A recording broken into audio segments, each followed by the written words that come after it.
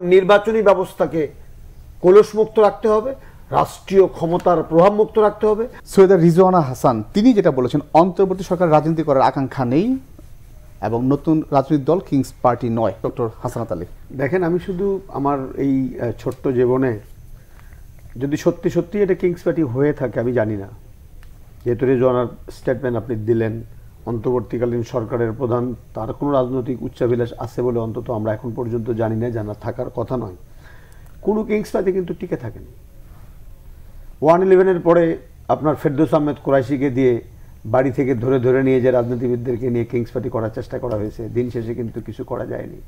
তো অতএব আমি শুধু এতটুকু বলি, ছাত্র রাজনীতি করুক, তারা দিন বদল করবে, করুক, তারা জনগণের কাছে যাক।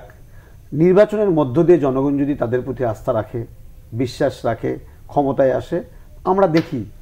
তবে তার আগে শুধু এতটুকু বলতে চাই, আমি ওনার সাথে একমত, কোনো ইতিহাসকে আপনি অস্বীকার করে নতুন ইতিহাস আপনি তৈরি করতে পারবেন না। কারণ ইতিহাসের হাত ধরেই কিন্তু 24-এর ইতিহাসটা তৈরি হয়েছে।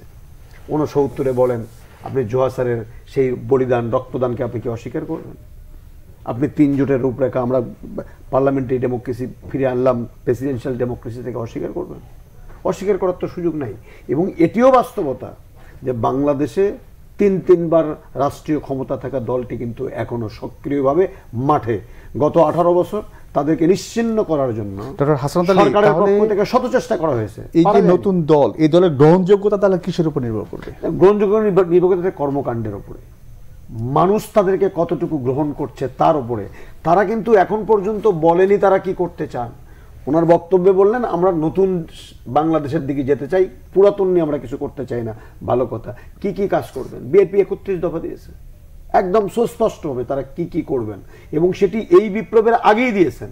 বেগম খালেদা জিয়া ভিশন 2030 দিয়েছেন, সুস্পষ্টভাবে বলেছেন তারা 31 দফা নিয়ে তারা যাচ্ছেন, এবং বেগম খালেদা কালকে সুস্পষ্টভাবে বলেছেন ঐক্যবদ্ধ বাংলাদেশ দরকার। তাহলে তাদের কিন্তু বক্তব্য আছে। আমরা কিন্তু এখন পর্যন্ত জানি না যে এই তরুণ আমার সন্তানরা যারা রাজনীতি করতে চাচ্ছেন তারা আসলে কি করবেন, তাদের ঘোষণাপত্রটা কি। জনগণের কাছ থেকে মতামত নিলেন, সেই মতামতের আলোকে আপনারা তো বা ওনাদেরকে তো একটা বক্তব্য দিতে হবে জাতির সামনে। সেই বক্তব্যটা দিক, আমরা দেখি, এবং সেই বক্তব্য নিয়ে আগামী নির্বাচন হবে ডিসেম্বরের শেষে। সেনাবাহিনীর প্রধানের কথা মতো আমি বিশ্বাস করতে চাই, অন্তর্বর্তীকালীন সরকারের প্রধান আমি বিশ্বাস করতে চাই যে এই 25-এর শেষে একটি জাতীয় নির্বাচন হবে। সেই নির্বাচনে এনারাও অংশগ্রহণ করবেন। যদি সত্যি সত্যি কিংস পার্টি হয়, তাহলে আমরা যে 18 বছরের লড়াই সংগ্রামটি করলাম, যে একটি স্বাধীন নির্বাচন ব্যবস্থার বন্দোবস্তের মধ্য দিয়ে মানুষ যাকে ভোট দেবে তিনি সরকারে যাবেন, এর ব্যত্যয় যদি হয় তাহলে কিন্তু স্বাধীন এই 24-এর যে বিপ্লব পরাজিত হবে, পরাহত হবে, এবং আমাদের জাতির আকাশে আরেকটি দুর্যোগ ঘনীভূত হবে। কারণ নির্বাচনী ব্যবস্থাকে কলুষমুক্ত রাখতে হবে, রাষ্ট্রীয় ক্ষমতার প্রভাব মুক্ত রাখতে হবে, আইন শৃঙ্খলা বাহিনীকে প্রভাব রাখতে হবে, এবং জনগণ যে রাষ্ট্রের প্রকৃত মালিক, সেই মালিকানা জনগণকে ফিরিয়ে দিয়ে তাদের কর্মচারী বা তাদের রাষ্ট্র পরিচালনা করার দায়িত্বপ্রাপ্ত ব্যক্তির নির্বাচিত করার একটি স্থায়ী বন্দোবস্ত সংবিধানে যদি করে দেওয়া যায়, জনগণ সঠিক সিদ্ধান্ত নেবে কাকে নির্বাচিত করবে।